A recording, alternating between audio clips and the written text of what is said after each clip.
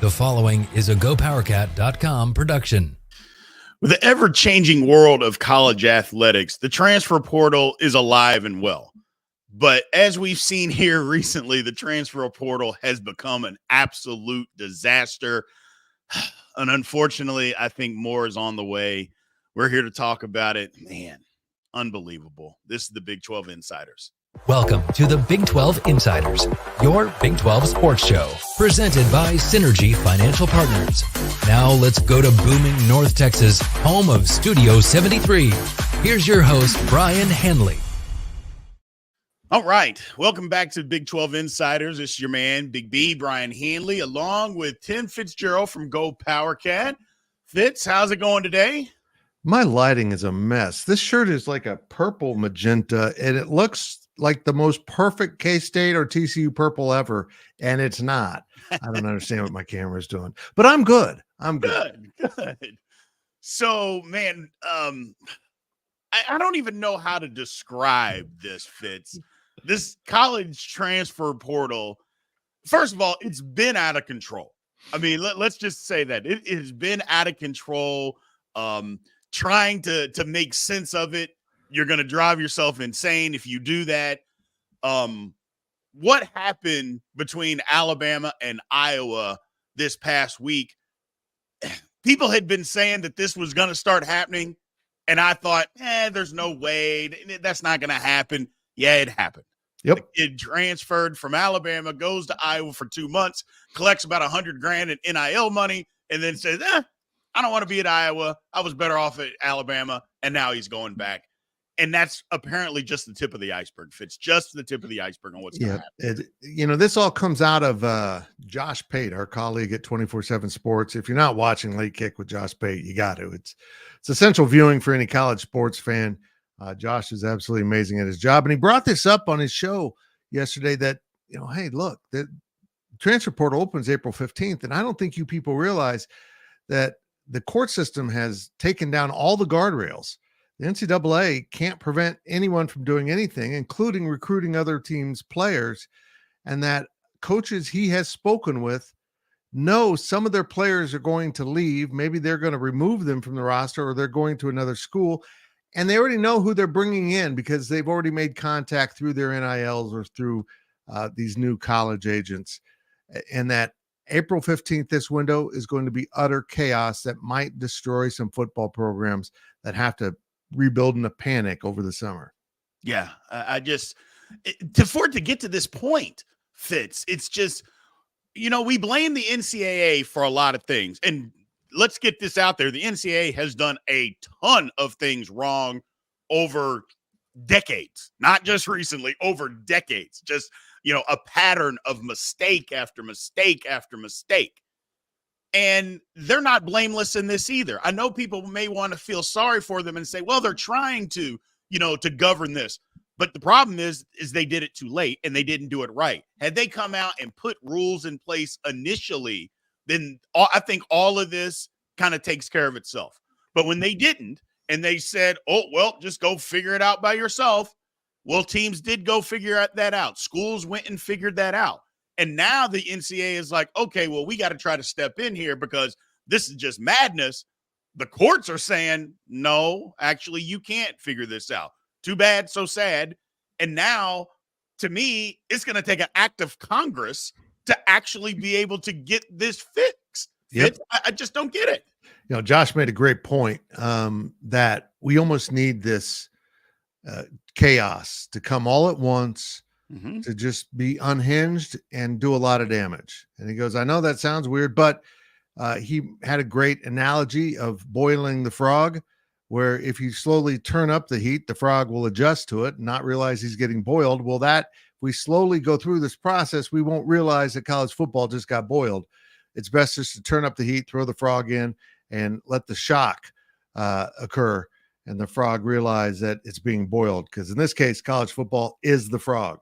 So yes. I think it's a great metaphor for this because this is going to be a shock.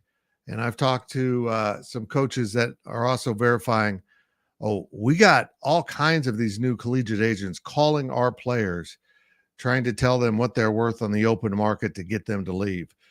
And look, Brien, the one thing that in coaching that has always been taboo, not only against NCAA rules, but just against decorum, is reaching out to other programs' players, Right. to tamper. Right. That's all gone. There's just open tampering happening now with NIL collectives and agents reaching out to athletes. I knew this happened earlier in the process before the rules were down. Now that the rules are completely collapsed, this is just going to be a zoo for a few weeks. And I feel for the programs that are going to get rated by programs with very large NIL budgets. And that's really what it's about. It's all about, once again, money. Yes, it's about money. And it's unfortunate that we've gotten this place. But I think for most fans, Fitz, that pay attention to college athletics in general, not just football, but just college athletics in general, I think they knew that this day was coming. I thought maybe for myself personally, I thought, okay, the courts will get in, the NCAA will finally put some regulation to this, and we can slow some of this craziness down. But the court systems have basically come out and said no. Now, I don't think it's permanent. I think that there's still a fight to be had, but I don't think the NCAA Fitz is interested in fighting anymore. No, I don't think that they want to put up a fight. I think they went to court. They knew they were right. The courts are saying no, and I think they're like, okay, well, if that's the way you guys want it, then go right ahead and let's see what happens. You know, from the NCAA perspective, they've always governed from the leadership of the schools itself, which is, you know, what the NCAA is. It's just a collection of members who decide on these rules. But all the rules are made to protect the schools, to protect the programs. And the courts are ruling, hey, the players have rights here. And you know what's going to happen? This is going to be inevitable that all these players are going to have contracts, because contracts are a different deal. They're not a scholarship agreement. A contract is a contract, and you don't want to be messing with someone's player who is literally under contract. Correct. This will usher in professional sports in some ways. It might usher in the division of Division One into a third subdivision. That might be the Elite One that literally does play professional sports. I guess what's at work here is they desperately need Congress to lay out some rules and do so in a way that respects the players also, because the instinct at Congress is always to stick with the business, which in this case is college athletics, and not the little guy. And, you know, the players need to be protected. The players need to have their rights. The players deserve to make money at some level. But now this chaos with no barriers to it is just untenable. You can't survive as an organization and have this. And if this leads to the collapse of the NCAA, something else will need to emerge. And maybe, Brien, this is the catalyst to save the NCAA when they say, okay, all of our efforts have to stop with the court system and go right to Congress to get something passed. Yeah, I think that's what's going to happen, because, like I said, it's gotten to a point now, like this business with the Alabama player, and I'm not going to go into names, even though I think everybody probably already knows. It's just that is literally what everybody has feared of what was going to happen. A kid being at a school, apparently got a little homesick, goes home after, first of all, he committed to them initially, then backed out, goes to Alabama. Okay, that's fine. And then, you know what? I'm going to transfer. Okay, that's fine. Gets NIL money, which, again, I know the whole NIL is not pay for play, but Lord have mercy, you're giving people NIL money before even the season. I mean, 6 months before the season. I just, at some point, that's just stupid. Let's just call that what it is. It's just dumb. Why would you even do that? But whatever. And then for them to say, you know what? I was better off at Alabama. I'm going back. And there's nothing that Iowa literally can do about it. There's nothing they can do. It's not stealing. Some people have described that Fitz as stealing. I go, it's not stealing. They gave him the money. I go, I mean, you didn't have to give him the money. I go, he didn't take it from somebody. It was given to him. So in my point of view, look, as a former player, I know, we have these conversations all the time with guys and side texts and stuff like that. It's like, yeah, man, if that was around when I was in school, would I have done this? Probably. I mean, why wouldn't you? But my whole thing is, at some point, where does integrity come into play? Yeah. Well, you're dealing with 18, 19, 20-year-old kids. They don't even know what integrity means at this point. They don't know the true meaning of it. So they don't know integrity. All they're thinking is, you know what? I can get some money here. I'm going to do this. And better yet, if I can go and there's no rules to anything, I'm going to do that. I mean, that's a dangerous concept, Fitz, having 18, 19-year-old kids with no rules. I mean, Lord have mercy. What are we doing? Yeah. God knows I needed them. Yeah. Look, I have no problem with the young man taking the money and leaving. If he fulfilled the obligations of his contract, imagine it was a signing bonus of sorts. Yep.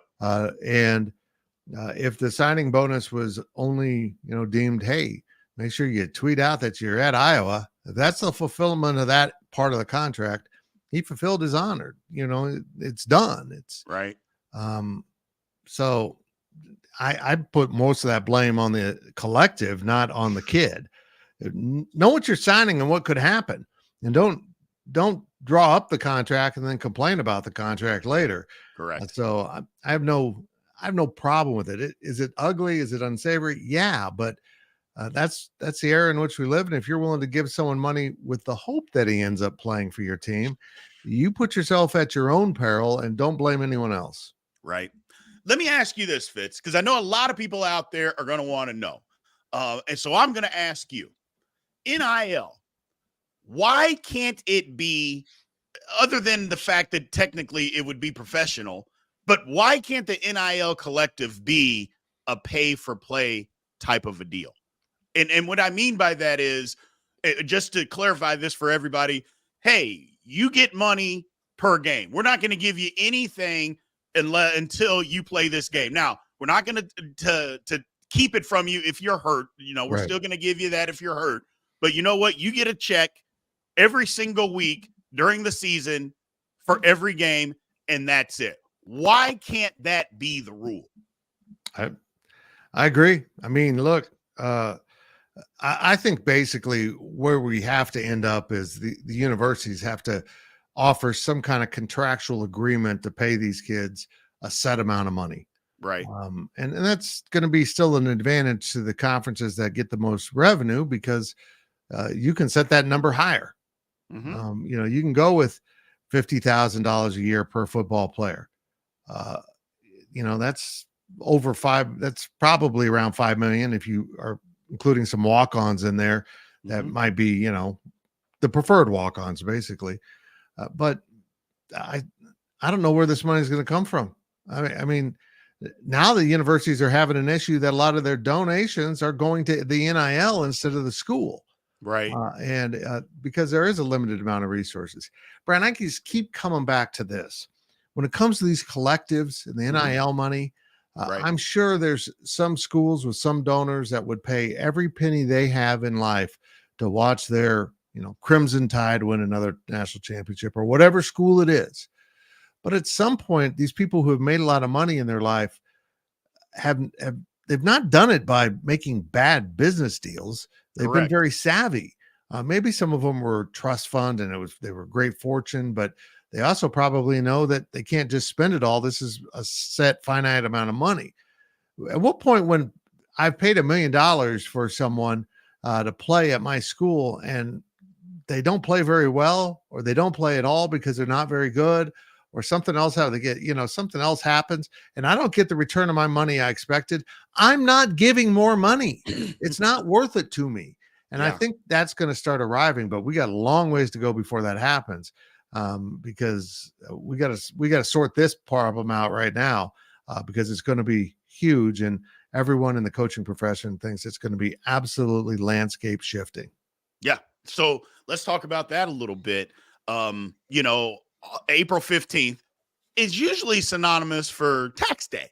Mm-hmm. People don't like April 15th. It's not a great day. Bill's going to do it for the NCAA. That's right. But, so now that we've got this date that's coming, I've kind of done some research on this ever since we talked a little bit last night of what we were going to talk about. I've asked around, and it's come to I guess the conclusion that I've come to, and other people that say the same thing. I think that it's going to be not as many that got into in December, but they think, let's just, for argument's sake or conversation's sake, say 1,000 people got in. They're saying maybe 800. Right. So over 3/4 of the kids that got in December, over 3/4 are going to get in April. That's insane, Fitz. Just considering you went through a spring ball, and not to mention how many of those guys are going to be guys that transferred already, went through spring and said, nope, this isn't for me, and they're going somewhere else. I agree. Unbelievable. Look, you can almost say that the difference between the early portal period and this one would be the fact that that early period included a lot of guys who weren't playing at all at their schools and don't have much value to other schools who are still sitting in the portal. Yes. That have gone through this process and didn't find anything for spring football. So they're sitting back hoping to find something for the fall. Oh, yeah. And here's 800 more guys, most of whom will be of value because that seems to be what this period is about, the poaching of other players from other programs. So you're only poaching good players, and that could really crowd that portal with players that are going to get offers before the poor guys that have been sitting in there will ever have a chance to breathe. Gotcha. Well, we're going to park a break right here. On the other side of this, we will get into a little bit of the coaching integrity aspect of the transfer portal and see, what coaches might think on poaching other players and that sort of thing. So one quick minute. Well, like I said, we'll get from our sponsor here with Synergy Financial Partners. We will be right back. At Synergy Financial Partners, the mission is to change the way Americans plan for their financial future. Synergy doesn't just offer you a financial plan. At Synergy, the goal is to help you find your best financial future. Learn more at synergyfinancial.com.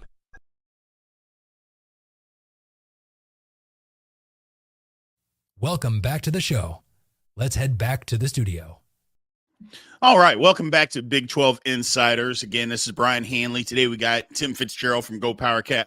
I wanted to bring up a question. We got some questions here in the chat, Fitz. Here was one that I thought was interesting. Why is NIL only about money and not the culture of the team also? I mean, this is an opportunity for players to cash in on their name, image, and likeness. Yes. It is about them. It is about the individual. That's what the ruling was. And some athletes, Caitlin Clark included, are getting national deals. It goes, that's the way it was supposed to be. If you're on the national scale, you get national deals. If you're on the regional scale or state or even local, you'll get deals that way. But now it's just turned into donors giving players money for them existing in their space. Correct. Which was never the purpose here. But again, the courts have caused this, and the NCAA, as you mentioned at the top of the show, didn't win their first court case and went and sat on their hands and pouted. And the rest has just spun wildly out of control because they didn't offer any guidance. They didn't really accept that there was more battles to come, that they should get ahead of those battles instead of losing them. They've just been so passive now. But again, the absurdity of the NCAA, this is really what matters. And yet they're worrying about candy and photo shoots. Yeah. It's stuff like that is why people don't have sympathy for the NCAA. Yep. You didn't get in front of this when you knew that it was going to turn into the wild, wild west. Instead, you want to ban kids on their recruiting trips from taking photo shoots in uniforms. That's what's more important. It's just and getting candy in their hotel rooms. Can't get any candy or any cookies. It's just stuff like that I just have absolutely no patience for. Moving on to what I had mentioned before the break. So, coaches, is there any integrity with these coaches now? Because look, everybody's getting poached from everybody, because that's kind of the deal right now, is that there's no rules. So you can call a kid in February. You can call a kid in March. Yeah, I know you're about to start spring ball, but why don't you come over here? And yeah, go ahead and go through spring ball, keep getting in shape, and we'll let that school get you in shape and keep you in shape, get you stronger. But you know what? We want you over here. Is there going to be any integrity in this thing? Are we going to have coaches start fighting it out? Because I think we will, Fitz. I think coaches are at this point to where they're going to start naming names. Yep. Because they're just like, look, if my job's on the line and people are attacking my program, I'm going to say exactly who's attacking my program. And why wouldn't you at this point? I agree. It's going to get nasty. Do we get why Nick Saban stepped away at the time he did when this became obvious? Yep. Guys like Nick Saban and Bill Snyder, and, when you were more old school, you wouldn't do it. It's in your DNA not to tamper with players, not to mess with someone else's team. And now that it's going to be, everyone has to do it to survive. It's one of those situations. Hey, I'm a man of peace. I don't believe in fighting. But when someone starts to kick your butt, you better fight back. Correct. And that's exactly what some coaches who would never think of doing this are going to end up having to do, because if people are calling your players during, spring football and saying, hey, you're worth more than what they're paying you, we need you to get into the portal so the school I'm helping, school X can make you an offer, because I think you're worth twice as much. You could make twice as much. Twice as much. And then the kid gets in the portal. There's nothing in writing that guarantees them twice as much. So it's like wolves are preying all over college sports right now. Yeah. Well, the one thing about it is kids have to look, it's about it. Clearly all of this is about money. I mean, we've covered that, and it's going to be about money. And I know somebody asked about culture earlier, and I get that part of it, but look, think about it as far as professional sports. You could be on a team for 10 years, and then all of a sudden the team says, you know what, you've been great, but we don't want you anymore. Yeah. Or you could be on a team for 10 years, you're still playing great, somebody offers you more money, and you say, you know what, sorry, I don't want to go. It's a business. Mm-hmm. And college athletics, especially college football, has always been a business. And I think when people think of it differently than that, they're kidding themselves, because it's always been about business. It's always been about money. The difference is who's getting the money and how they govern who gets the money. That's where the difference is now. And the problem is there is no rules on how people are getting the money. I had somebody argue with me the other day and said, well, college athletics, these college programs, they get this money, but they don't keep it. They don't have any money in their bank account. Every dime that they get goes back into all the athletic program. And I just said, so you think that these company or these athletic programs are just running around broke? I go, they're not broke by any means. I go, and yeah, they put the money back into these programs. Absolutely. And I go, and you see the ones that are run bad, i.e. Arizona. It is run bad. You see those schools, but you see the other ones that flourish. So I don't understand that aspect on why people don't think that it's a business, Fitz, because it's always been a business. It's always a business. Yeah. I mean, the reality in college athletics is most athletic departments spend more than they bring in. Correct. They're a burden to the university. If I'm a university president, and I'm not usually aligned with their thinking, I'm telling every athletic department, I'm done sending you money. Quit asking.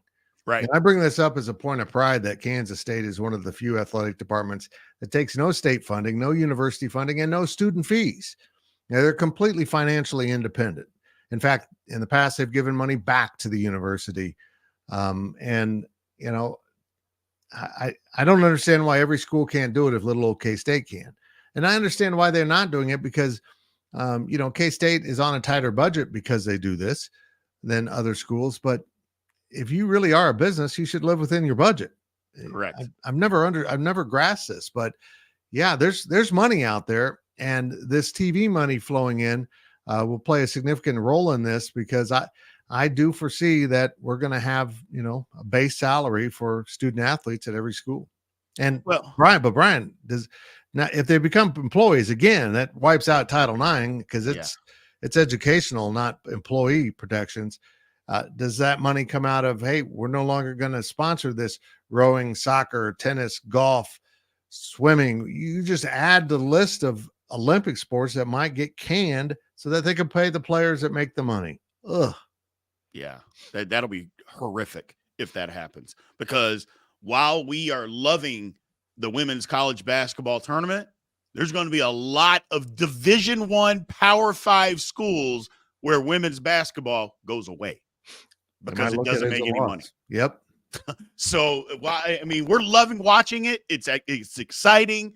It's fun. But if this keeps going the way that it goes, I'm telling you, you're 100% right. And those schools, those programs will just go away because, hey, it's a business. It's a business. Right. And we want things that are bringing in money. And if we're doing these contracts and paying employees and there's no Title IX, because we know, just like, I mean, I hate to say this, but there are plenty of people out there that don't care for women's athletics. You know, there's plenty of people out there that don't care whether they're around or not. And that is an unfortunate thing. But it's also a reality. Yeah. And it's sad, but that's where we're going. And I just, here's what I think.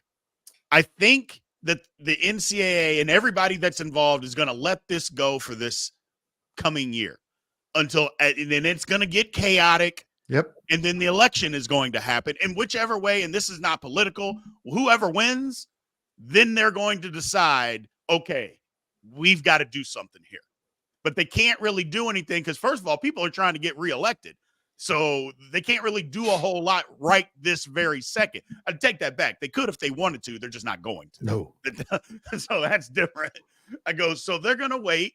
And then at next year, after all this is said and done, and then all of a sudden they're going to say, okay, we've got to do something and step in here, because I think the NCAA is going to go to them and say, you got to save us. And that's the only way they're going to get saved. They're trying to get rid of us. You got to save us. What can you do? And I think the proper pitch is you got to save college sports. You know that it's about to go away. It's about to become professional. Title IX is about to evaporate. You know, the opportunities for women and anyone involved in a, quote, lesser sport or non-revenue sport is going to be damaged by this. You know, and that's just how it's going to work. There's if it all becomes about finances, about profit, any business stops doing the things that aren't profitable. Correct. They do. And there's a lot of unprofitable athletic departments out there, and a lot of, you know, programs that just don't have the money, aren't making the money to pay their own bills. It's going to be devastating. But, you know, the other side of this is what is it? Dartmouth, where the basketball players are trying to unionize. Yeah. The school says, we're not going to deal with your union. We're not going to deal with it. Yeah. You know, I think a school like Dartmouth or Yale or all these schools, if pushed on this whole topic, are going to say, you know what? We're going to follow the University of Chicago and leave college athletics behind. Correct. If you guys want to have a club team, good luck. We're done doing sports. We're getting back to our academic purpose. And, you know, maybe that's good for those institutions. But, boy, the portal is just, it's going to rip college sports wide open, starting with football. Yeah. It's weird. It's not weird. It's sad because I was a proponent of it. I still like it. But at this point, they've got to have some rules. It's got to be regulated. I know we hate the word regulation, but at the same time, you've got to have some rules. I mean, we have laws in this country for a reason. And this is the same thing. We've got to have some laws here. So we've got to make some sense of some stuff. And it can't just be, well, you know, it's free market and free will for everything and let everything sort itself out. Because if it sorts itself out, it's going to be destroyed. Right. And maybe that's what some people want. I don't know, but I would guess the majority of Americans don't want to see college athletics go away. Matter of fact, I'm positive of that, Fitz. I'm positive. Yeah, I agree. I mean, you look through the evolution of the United States, we've seen movement, you know, maybe it's unions, and eventually the corporations reach breaking points and move overseas, and you lose jobs. And I kind of look at this the same way. If you want to say a swimmer's job is to swim and to get an education for free to do that, then they're going to be losing their jobs. Right. It's disgusting. It's horrible. I don't know if we're going to end up with a huge club system for athletes to park at, but I think this is going to, at these institutions, is going to become all about football, men's basketball, women's basketball, maybe volleyball, or softball, baseball too, and everything else is going to be. We're not going to bother with that. And Yeah. I know a lot of schools sponsor a lot of sports. In this day and age, if this is all going to happen, you got to pay your players. You got to keep up with everyone. If you take a big hit on the football revenue side, it affects everything. So you just can't let that happen. So you got to pour the money in. Yeah. I got a comment here that I see, and I see this time and time again. So when they become employees, they should not have to attend class, and if they choose to attend class, they have to pay for it. The problem with that is nobody's going to go. So then is it even college anymore? Yeah. I know we're talking about it being professional. I go, but if you give a kid a choice on whether they're going to go to class or not, they're not going to go. I go, that's just point blank. Well, then why do we even have it? Like, why are they even coming to the university at all? If it's just to play sports, then okay, that's fine. I go, but you got to keep some classroom integrity somewhere, don't you, Fitz?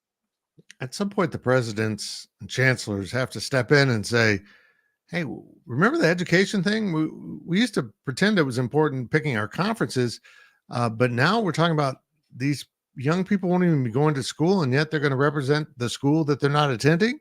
Correct. That doesn't make sense. No. And I think maybe those guidelines will happen at the conference level, about maintaining eligibility and actually being students. But then again, I think the entire leadership of college football is going to have to get together and decide on some things and try to figure out how to pursue this and what they actually want Congress to do. And I think there's enough coaches out there that have their players' interests in mind that it'll be more fair than past generations would have been. A whole generation of coaches, many generations, were raised on the fact that you get a free education and you're mine.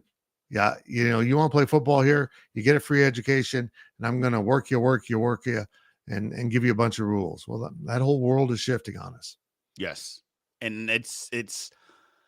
I mean, I don't want to say that I don't like the old school way, because I do. It has a lot of merit, but kids and people are just different now. They're totally different, and I think sometimes you have to change with it. The problem with change, the spectrum has swung so far the other direction, is that we've got to literally have Congress to get it back. I go, because it was okay if we moved a little and we moved a little and we moved a little, but that's not what happened. It literally went from here all the way over overnight, and boom, boom, boom. And it's just, I don't know. I don't know how we get it back without a big rule change or something, because nobody's going to come to their senses. We thought people might come to their senses, but there's too much money involved for everybody, for universities, right, for players. There's just too much money involved. So nobody is literally going to come to their senses, and there's nothing else that we can do. We've got to have it just regulated. Here's another twist. And speaking to people, colleges, NILs are running out of money before the scholarships are filled. Correct. They're leaving roster spots open because they've hit their budget. Think about that. We can't get anyone to come in here and fill these spots unless we pay them X amount of dollars, and we're out of money. So we're going to have to go into the season shorthanded. It's crazy how coaches now are general managers, they're finance directors, how much stuff they're having to do at the college level that was never part of their job before. And I hear people say, well, they get paid really well. I know, but how would you like it if you got paid really well and then they added a whole bunch of more work to your duties? Correct. And you're like, this may not be worth it anymore. The equation changed, but the money didn't. And I think we're going to see, if this continues, a lot of coaches just say, okay, I surrender. I'm going to move on to something else and just live off this money I've made in my lifetime. Yeah, I think so too. And then it'll start being, I mean, we've seen it. We've seen guys. Now, look, I know people are talking about, the coach at Boston College. Maybe he would have had a job next year. Maybe he wouldn't, but he moved on. But people are giving up. I mean, Chip Kelly gave up a job at UCLA. Now, people, you might say UCLA was trying to get rid of him, but everybody knows who Chip Kelly is. And he Right. just said, I'm done. There's no point in being, I'd rather go be an offensive coordinator somewhere else than be the head coach at a school that's going into the Big Ten. You just think about that for a minute, because he's fed up with it. And not to mention, Chip Kelly probably had the best idea on how to fix all of this. And he said it in about 2.5 minutes. Yep. And he was 100% correct on all of it. And yet nobody even gave it a second thought. It was best UCLA they put out a memo that they were going to fire the guy, for crying out loud, versus actually trying to fix this and do the right thing. It's incredible, Fitz. It's just incredible. Is. I thought his idea was great. Yes. You just remove football from the college athletics landscape, for conferences at least, and you just put them in a big basket. One giant conference for football that would include, moving up and down and the level of play with which you're competing. So I thought it was pretty ingenious. And then we can get back to regional conferences for the sports that need to be regional. Correct. I think that's a necessity is at least breaking off these major conferences to be about the major sports. And then, you shouldn't be paying tennis players, swimmers to just fly all over the country for conference games, events. It just doesn't make sense. No, makes no sense at all. We're going to park one quick break here, the last one, and then we will come back and end the show here.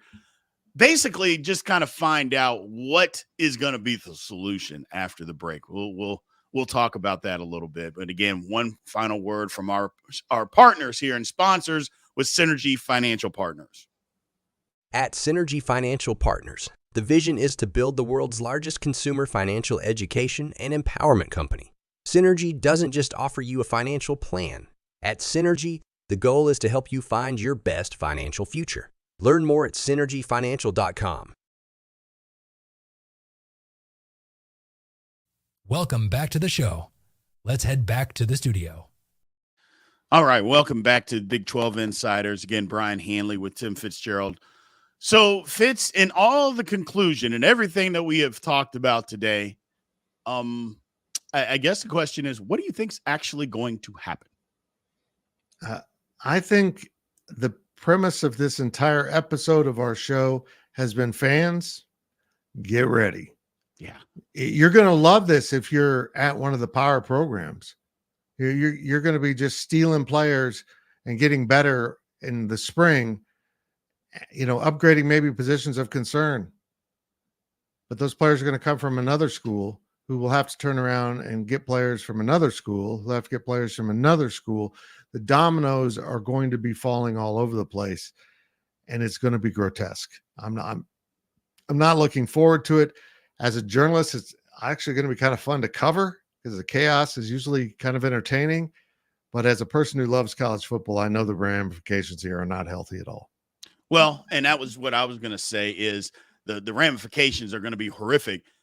Do you because I think programs are going to try to get ahead of this thing if they haven't already, and you talked about the big boys are going to be taken, from other schools. I think it's the middle tier of schools have to be proactive in this and have to say, you know what, we're going to go out and we're going to go get after people and do it ourselves because we know people are coming for us. If the reports are true, and I believe that they are, that a lot of these schools know that guys are already leaving and they already know who's going to replace those guys. I think everybody's just got to say, if that's the way it's going to be, then everybody's got to do it. We're going to hate it. It stinks. But until they change, until they make any kind of regulation, if you're going to stay relevant, I think you have to step your toe into that, don't you, Fitz? Mm-hmm. Don't you have to do it? Absolutely.